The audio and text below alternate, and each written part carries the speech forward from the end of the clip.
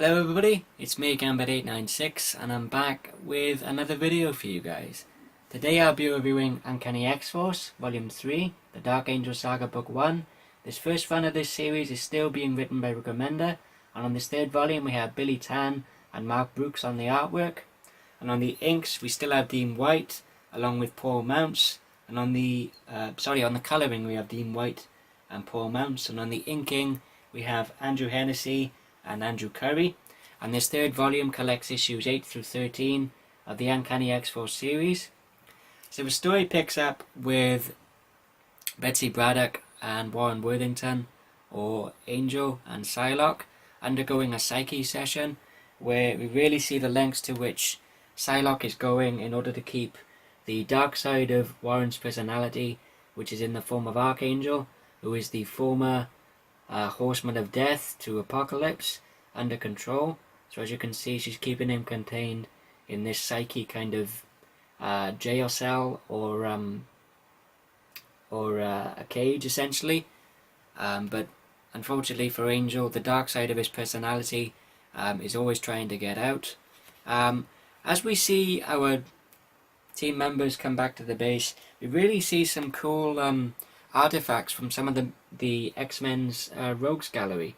Here we see a second Magneto helmet, and we also see the disembodied kind of body of Nimrod, who is a sentinel from the far-flung future.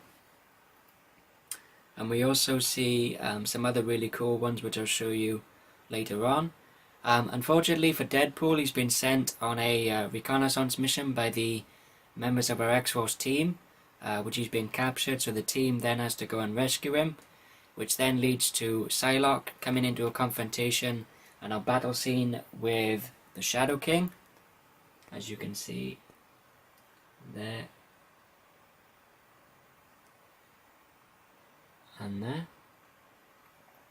Unfortunately for Psylocke and our X-Men or X-Force team members, we find out that the team coming into contact with the Shadow King is all a part of a elaborate plan by Archangel in order to get the Shadow King to release him from his jail cell essentially. But fortunately Angel or Warren is able to regain control for a few precious moments in order for Betsy to intervene and to put Archangel back in his rightful place in his cage. But I have to say the psychic battle between the Shadow King and Psylocke is really cool. Upon their arrival back to their base of operations in Cavern X, we see that Magneto is sitting there, who has come to ask a favour of Wolverine I should say, as you can see there.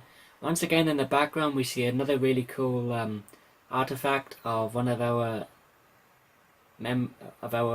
villains of the X-Men's Rogues Gallery, and we see part of the costume belonging to Nathaniel Essex, or Mr. Sinister.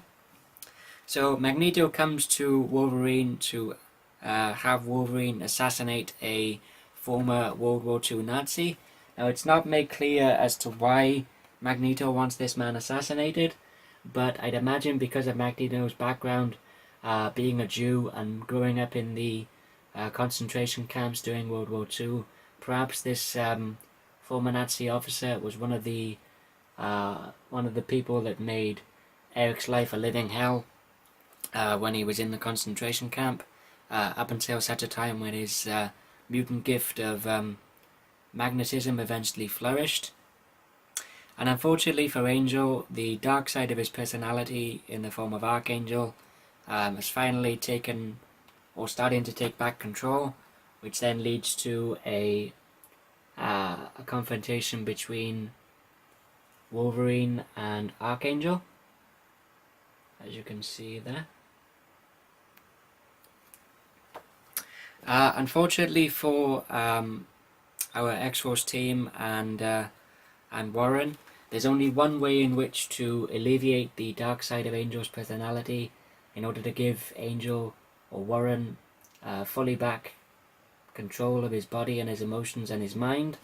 So then our X-Force team enlists the help of Dark Beast, which is essentially an evil version of Hank McCoy, or Beast, who then deduces that the team have managed to take out Apocalypse, and Angel has begun his ascension into Archangel and is the new heir of Apocalypse. So he's next in line to become the mutant madman and villain of Apocalypse.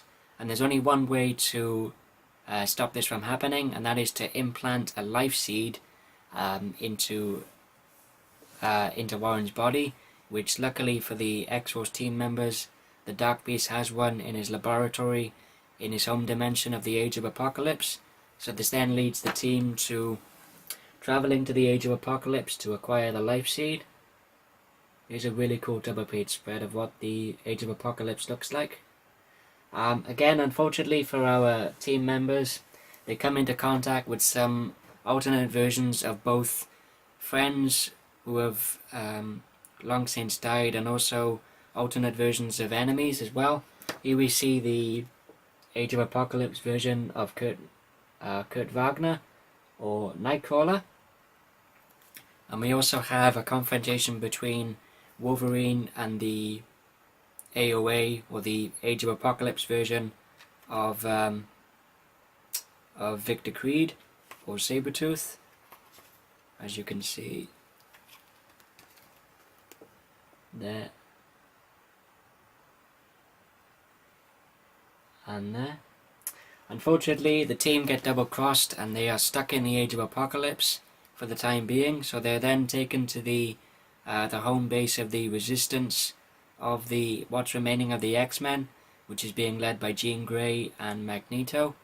And there's a really great character defining moment and relationship defining moment as well between Logan, or Wolverine, and Jean Grey, and we get the sense through the dialogue interactions between the two and the exchanges of dialogue on the part of Rick Remender, who really sets up the intense history between these two characters.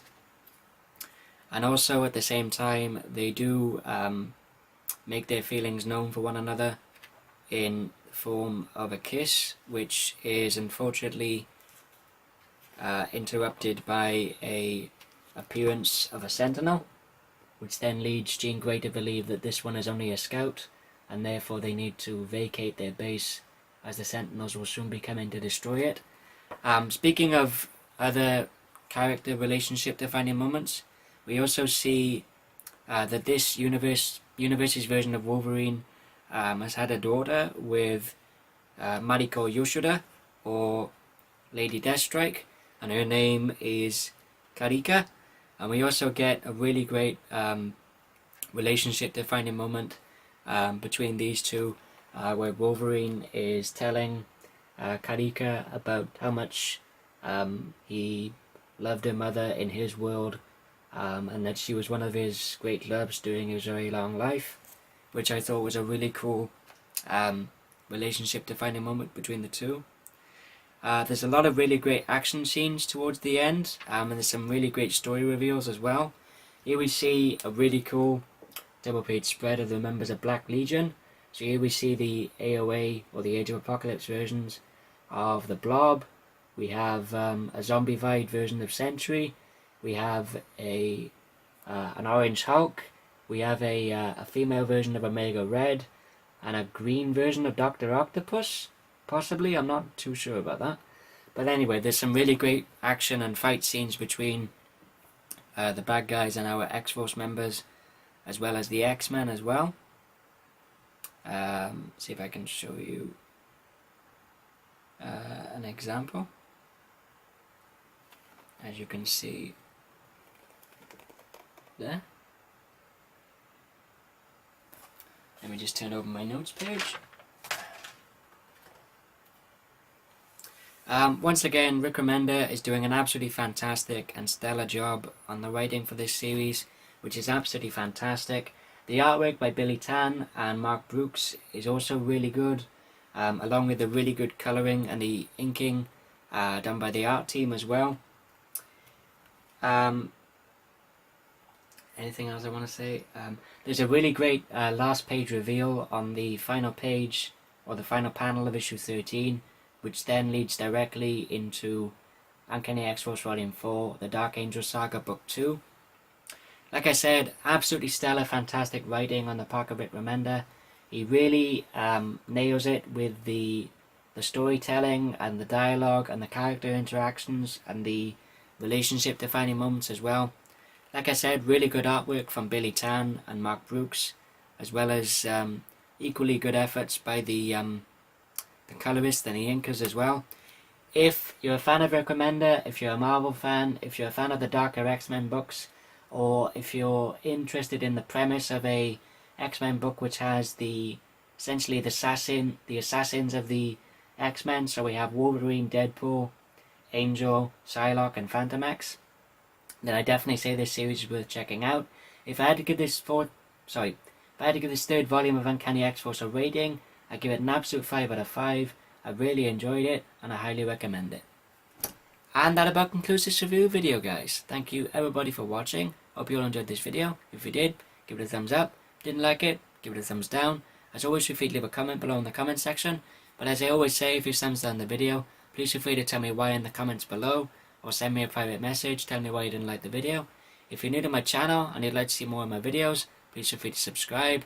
And until next time, this is Scambit896 signing off, and I'll see you guys next time. Take care, guys.